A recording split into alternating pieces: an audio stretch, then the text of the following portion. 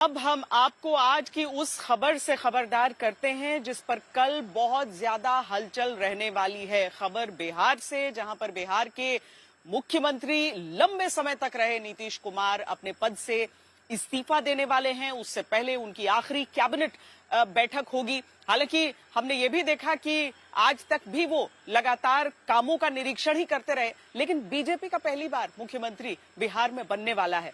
और इस खबर के बारे में हम विस्तार से बताएं, उससे साथ ही साथ आप वो ब्रेकिंग न्यूज जो इस मुद्दे से जुड़ी हुई है वो सब अभी देख लीजिए, जहां पर नीतीश कुमार के इस्तीफे के बाद बीजेपी के नेतृत्व वाली सरकार में जेडीयू कोटे के मंत्रियों की संख्या कैबिनेट में बढ़ेगी। दावा है कि नई कैबिनेट में जेडीयू से 4 से 5 नए मंत्री बन सकते हैं। नीतीश के अलावा कुल 8 मंत्री अभी की कैबिनेट में हैं। कुछ विधायकों को पहली दफा मंत्री बनाया जा सकता है। चर्चा यह है कि नीतीश कुमार के हटने के बाद जब मुख्यमंत्री बीजेपी का होगा तो किसी भी तरह की कोई खींचतान या नाराजगी जेडीयू में न रहे, इसीलिए ज्यादा लोगों को मंत्रिमंडल में जगह मिल सकती है। और खबर यह भी है कि 3:15 बजे राज्यपाल से मुलाकात करेंगे नीतीश कुमार।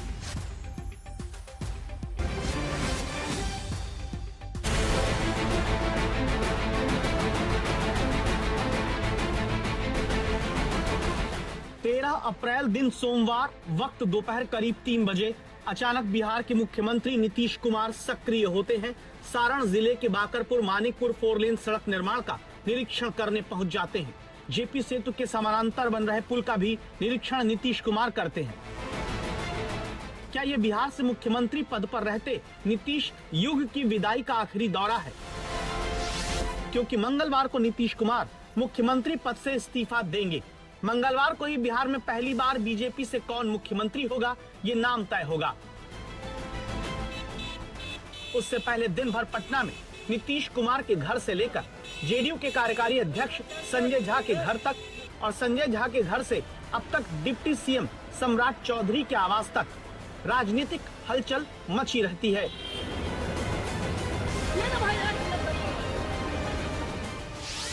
बिहार में एक इतिहास बनने जा रहा है, नया सियासी इतिहास लिखा जाने जा रहा है। सवाल है कि 75 साल और 18 विधानसभा चुनाव के बाद बिहार में बीजेपी का पहला मुख्यमंत्री कौन होगा, सम्राट चौधरी या फिर कोई सरप्राइज? जिम्मेदारी शिवराज सिंह चौहान को मिली है, जो पर्यवेक्षक के तौर पर मंगलवार को बिहार में बीजेपी के विधायक दल की बैठक में चर्चा करके नेता के नाम का ऐलान करेंगे। 14 अप्रैल को मुख्यमंत्री पद से नीतीश कुमार इस्तीफा दे सकते हैं। जी हां, पूरी तैयारियां हो चुकी हैं और पिछले 2 दिनों से मुख्यमंत्री आवास, जहां पर हम इस वक्त मौजूद हैं, एक अणे मार्ग, वहां लगातार सियासी हलचल देखने को मिल रही है। कभी जेडीयू के सीनियर लीडर्स पहुंचते हैं, घंटों बैठकों की दौर चलती है और उसके बाद फिर बीजेपी के भी कोटे से जो मंत्री हैं, डिप्टी सीएम हैं, उनका आना जाना भी जारी है।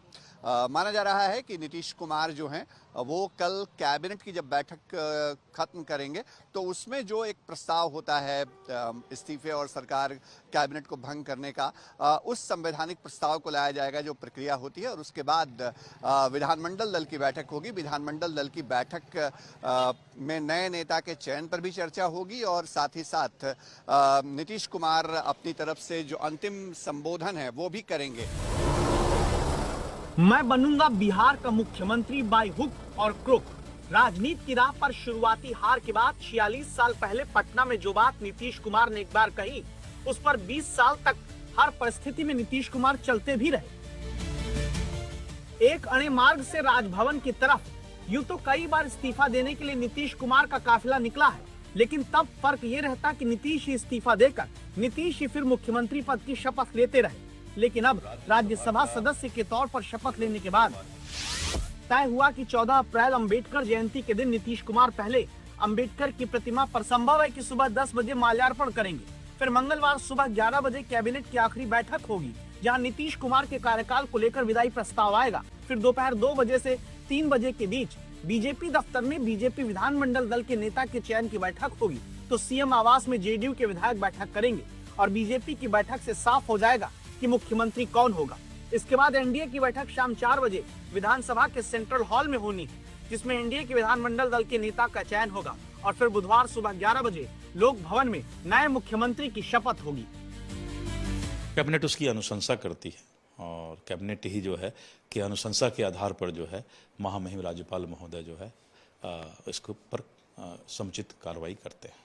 तो मुख्यमंत्री का इस्तीफा और फिर कैबिनेट को भंग करने की सिफारिश ये राज्यपाल के पास जाती है। ये एक संवैधानिक प्रक्रिया है, उसी संवैधानिक प्रक्रिया के तहत जो है कैबिनेट अपनी जो है बैठक में अनुशंसा करेगी। आदरणीय शिवराज सिंह चौहान जी को केंद्रीय नेतृत्व ने भारतीय जनता पार्टी के विधानमंडल दल के नेता के चयन हेतु पर्यवेक्षक के रूप में बनाया है, तो स्वाभाविक है भारतीय जनता पार्टी के उनके दिशा निर्देश के फलस्वरूप भारतीय जनता पार्टी विधानमंडल दल की बैठक होगी, उसमें हम नेता का चयन करेंगे, उसके बाद एनडीए की विधायक दल की बैठक होगी।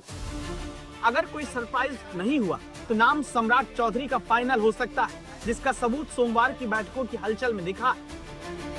क्योंकि पहले सुबह जेडीयू नेता संजय झा और ललन सिंह ने मुख्यमंत्री नीतीश कुमार से मुलाकात की, फिर यहाँ से जेडीयू नेता निकलते हैं तो ललन सिंह और जेडीयू के दूसरे नेताओं की संजय झा के घर पर मीटिंग होती है। संजय झा के घर से फिर जेडीयू नेता निकलते हैं तो ललन सिंह और संजय कुमार झा सम्राट चौधरी के घर बैठक करते हैं। इसी आधार पर इस चर्चा को बल मिलता है। क्या नीतीश के इस्तीफे से पहले और आगे की सरकार गठन को लेकर सारी चर्चा कर की बात सम्राट चौधरी से ही हो रही है? कौन होगा नहीं होगा, जो भी होगा वो दो लोगों का जो निर्णय होगा वही होगा, लेकिन जो भी बनेगा अब बिहार की सरकार जो है गुजरात से चलेगी। बिहार में जो भी मुख्यमंत्री या सरकार बनेगी उसका मैंडेट जो है लोगों का नहीं होगा। यानी स्पष्ट बात है कि जो भी मुख्यमंत्री बनेगा वो जनता का मुख्यमंत्री नहीं होगा, वो केवल दो व्यक्तियों का, एक पार्टी का मुख्यमंत्री रहेगा। तेजस्वी यादव को न भाजपा को न एनडीए को उनके सर्टिफिकेट की आवश्यकता है।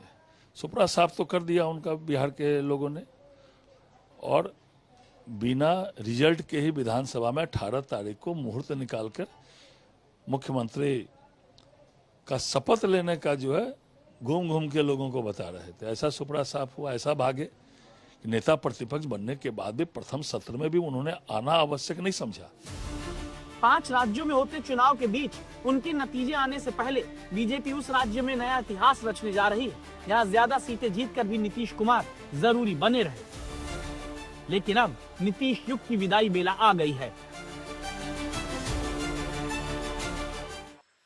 इसकी सुगबुगाहट भी लंबे समय से थी, लेकिन अचानक जब ये हुआ तो हर कोई इस बात की चर्चा कर रहा है अब अगला कौन और क्या। नीतीश कुमार ने जो अपनी राजनीतिक विरासत छोड़ी है उस सिरे को पकड़कर वो आगे ले जा सकेंगे। लेकिन इस सब के बीच चूंकि शशि भूषण हमारे संवाददाता हमारे साथ जुड़ रहे हैं। शशि, ये भी बीजेपी की तरफ से निर्देश दिया गया है, पार्टी की तरफ से निर्देश दिया गया है सभी कार्यकर्ताओं नेताओं को कि बहुत ज्यादा जोश जश्न सड़कों पर जुलूस की शक्ल में उस हिसाब से दिखे नहीं। क्या मैसेजिंग देने का प्रयास है ये?